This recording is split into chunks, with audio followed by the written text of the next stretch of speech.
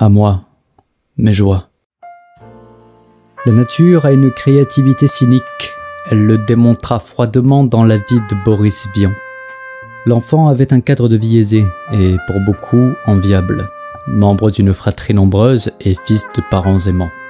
Le seul cauchemar annuel venait de la nature, en l'espèce de ses printemps bourgeonnants, car Boris était sujet à de nombreuses allergies, qui lui rendaient l'hiver infiniment plus confortable que les étés. C'est peut-être de cette contrainte à ne pouvoir sortir sans éternuer et tousser à tout va que lui vint son penchant pour la théorisation du monde physique. Dès son jeune âge, on le sait en effet un constructeur théoricien frénétique. Cette même condition lui imposa une surprotection maternelle dont il évoquera la tendresse en même temps que la frustration en bien des occasions.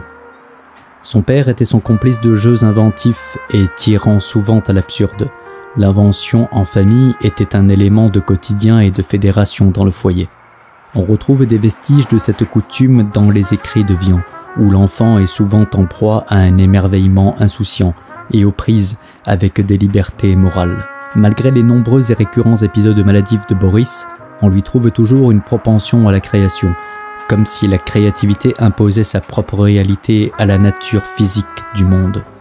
Plus sociable que solitaire, Boris créa toute sa vie durant des clubs et des groupes pour se rassembler avec ses congénères dans des cadres par lui choisis, une manière plutôt efficiente de choisir ses relations. Au sortir du cocon familial, il se mit naturellement à fréquenter la gente artistique, nouant les affinités créatives et humaines qui le définiront. L'obligation d'un travail alimentaire ne s'en présente pas moins à lui et il se voit obligé de ne pratiquer ses passions artistiques et d'artisanat qu'en parallèle d'activités salariales mornes et abrutissantes. À cette époque éclot le collège pataphysique, institution de l'absurde et de la créativité débridée, à laquelle se joindront plusieurs noms connus. Boris Vian se montre un touche-à-tout de génie, capable de manier à peu près toutes les formes de savoir-faire, tant qu'elles mobilisent son inventivité et lui accordent une liberté non négociable. Outre ses inventions abracadabrantesques, il s'essaye aussi à la littérature, naturellement, expression qui semble inévitable pour cet enfant dont les loisirs familiaux consistaient à jouer avec les mots. Malgré ses problèmes respiratoires, il verse aussi dans la musique, notamment le jazz et le rock. À ce jour, ses contributions chansonnières sont encore si nombreuses et affublées de pseudonymes qu'il est difficile d'en établir une liste exhaustive.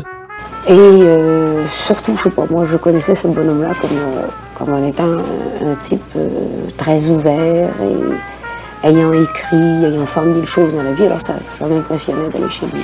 Il m'a reçu d'une façon très simple, s'est mis au piano et s'est mis à montrer, ben voilà, vous savez, j'en ai écrit 400, qu'est-ce qu'on fait alors j'ai décrit un peu ce que je pensais, moi, que je pouvais interpréter, et c'est ça, il m'a montré cette partie chanson. Un autre talent un peu moins mis en avant est celui de fédérateur. Par ses clubs et ses groupes, Boris parvient en effet à former des entrelacs relationnels entre des cultures éloignées les unes des autres par les conventions. En ces années, il fait montre aussi d'une faculté de rebond impressionnante. Tant en art que dans sa vie professionnelle, que dans sa vie privée, il essuie en effet de nombreux échecs, de tous ordres. À chaque fois, cependant, le désespoir et l'abandon ne semblent avoir aucune prise sur lui, et il ne faut pas longtemps avant qu'on le découvre exalté par une nouvelle lubie, prometteuse, qui a complètement effacé la douche froide de la précédente. Car les insuccès de Vian de son vivant sont notoires et ont contribué à en faire un symbole de ce qu'on appellera la rive gauche. D'abord refusé un long moment, son premier roman ne fait que des ventes plus que médiocres lorsqu'il est enfin édité par l'intervention d'un ami. Mais la poésie, au sens large, plus que jamais, est le prétexte aux folies les plus excessives d'inventivité. Vian paraît relativement insensible à ces déboires commerciaux et se contente de créer et d'inventer, sans grande inquiétude des retombées. Survient alors la réussite ombrageuse de Sullivan, pseudonyme pour des romans qui verseront dans la violence et la pornographie, et dont Vian se présente comme n'en étant que le traducteur. Sullivan fait alors beaucoup plus de ventes que Vian, immédiatement. Il fait aussi beaucoup plus de procès que Vian, non moins immédiatement. Sullivan étant introuvable par la justice, c'est Boris Vian qui doit assumer les orages judiciaires en réponse au livre de son alter ego américain, dont il continue d'affirmer l'existence lors de son audition.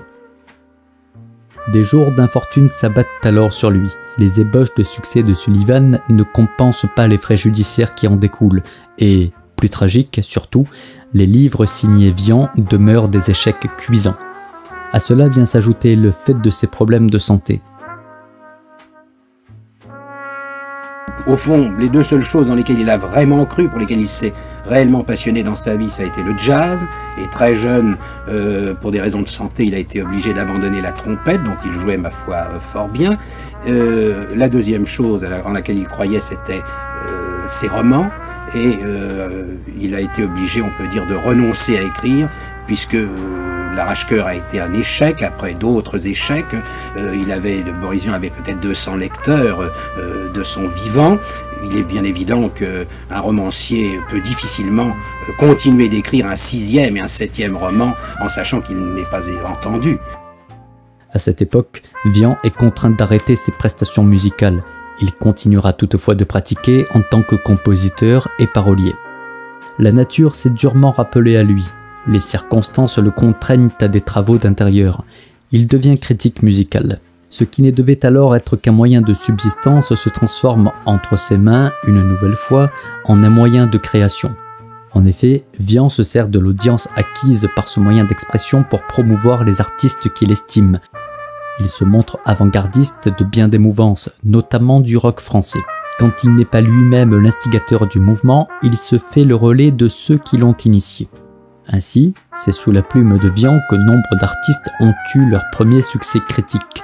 Pour certains, bien avant que le reste de la presse se range à cet avis. Sa mort à la projection de l'adaptation filmique désavouée de J'irai cracher sur vos tombes est assez connue pour que je me passe de la relater ici. Il faudra attendre une décade avant que son œuvre ne fasse l'objet d'une redécouverte. Ses chansons et musiques, du fait de leur nombre faramineux, constitueront le point d'entrée pour beaucoup de néophytes. Progressivement, ses écrits littéraires reviendront aussi sur le devant de la scène. Si le style particulier ne fait pas l'unanimité dans la plupart des productions de cet ordre, rares en revanche sont ceux qui nieront leur inventivité linguistique. Surtout, c'est par ce médium-là que Vian épanche son amour certain pour un monde dont il a toujours été plus curieux que ce que ses conditions de santé l'autorisaient à l'être. Enfin, Vian est aussi porteur d'un mode de vie singulier, où l'amitié est indissociable de l'art, et où l'infortune n'est qu'un nuage sans consistance, aisément balayé par le souffle créateur de l'artiste.